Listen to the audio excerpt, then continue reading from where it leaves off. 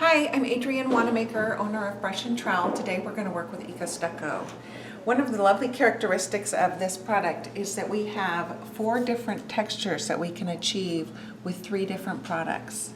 The marble, which is used on interior walls and shower systems, or we have the fossil system, which is a 2-coat of deco lime and its wall system, as well as going over just plain orange peel and making it be one smooth, lovely finish. The travertine and the limestone are both used mainly on exterior textures, although they do look lovely inside. Eco Stucco comes in 18 standard colors. Today we're going to use acajou. Today we're going to mix up the deco lime, which will be 2 coats of that same finish. The first coat we will put on untinted, and the second coat we'll put on tinted. The most important part is mixing this up. It does fluff a lot of dust at first when you start mixing, but then it's really important to let it set for 15 minutes before you start applying it to the walls. Before we get started on the fossil texture, I really wanted to show you the marble texture, which is used in the showers. And these are the steps taken to do the application and the proper installation in the shower, as well as doing the Metacream, which is a 15-year sealer. Now we're going to put on the first coat of deco lime for the fossil finish. We don't tint the first coat, just the second.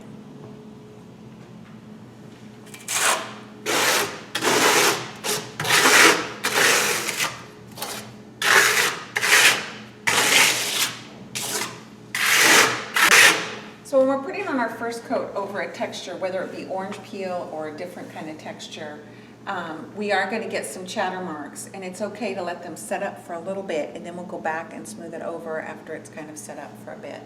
But it does take a while to just get them filled in, solid coverage with an even thickness.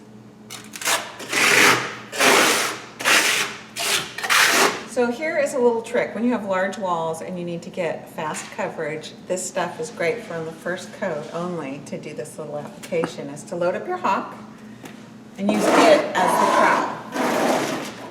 And the nice thing about that is then you can work out from that. You get your coverage.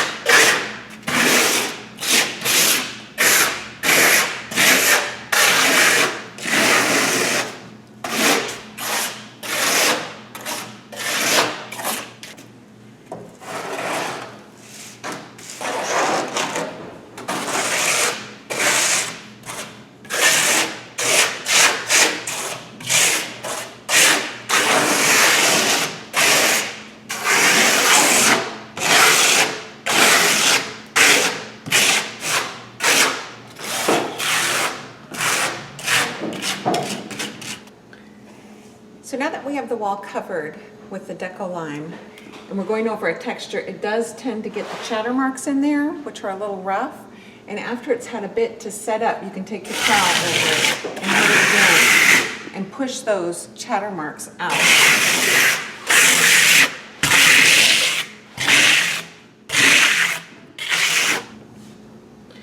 This way you get a little bit more of an organic shape, an organic texture, rather than the chatter marks. You're not putting any more product on. If anything, you are cleaning your trowel off. But you can see how it starts to lay down real nicely.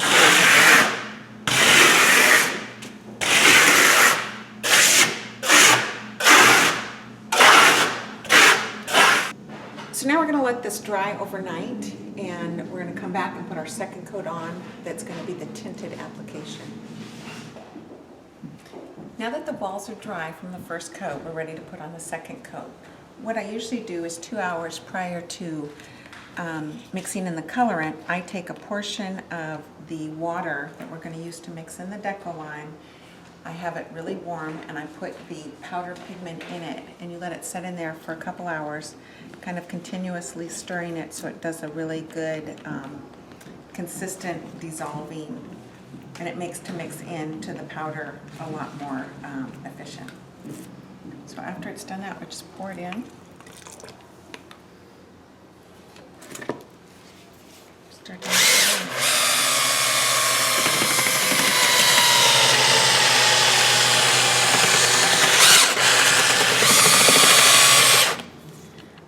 totally done mixing the color in, I make sure I run down the edges with a spatula just to make sure to get all of the powder mixed in. Now we are ready to get some of the colored product, Deco Lime, onto the wall.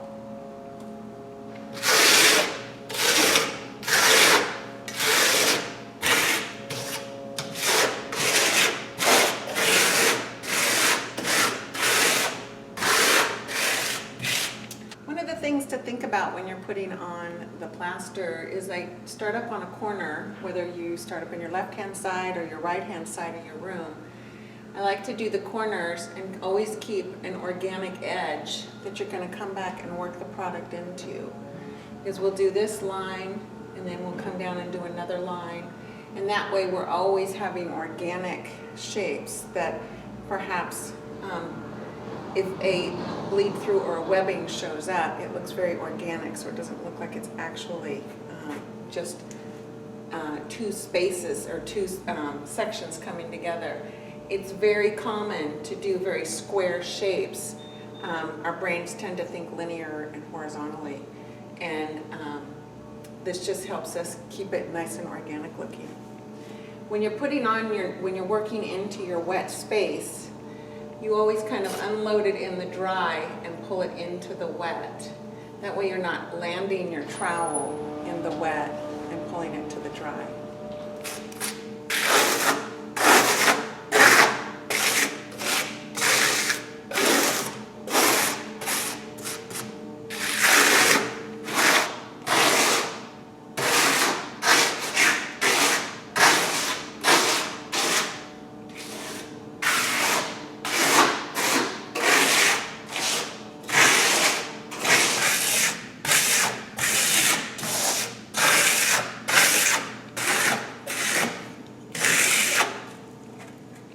So now that we have the wall covered in the color Deco Lime, and I usually at about a 5 by 10 foot space, then I go back and start closing out the pores because it just gives it a little bit tighter finish. So you can see on the darker colors, I use the steel trowel and then sometimes even switch over to the plastic trowel. But definitely on the lighter colors, I use the plastic trowel so that it doesn't leave any of the steel marks on it, which are sort of a blackened kind of shape that makes it look a little bit dirty. When we're closing out the pores, we're doing it with a really delicate touch. It's not like we're putting a lot of pressure on it because it might pull it back up. But what it does is you can see like right here, there's some chatter marks that were created from underneath.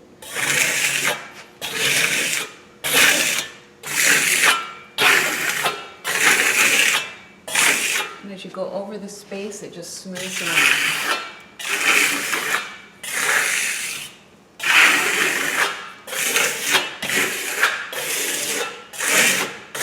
The other part is that we are using the sweet spot of the trowel when you're doing the trowel, which is just this edge right under the, or the space right under the edge. And it's sort of like doing a wheelie on a snowboard is about what I equate it to. That you're kind of rolling your trowel so that it is smoothing the plaster in. If you do this and scrape it, you're going to damage this delicate surface. So you're really just kind of compressing the product into itself.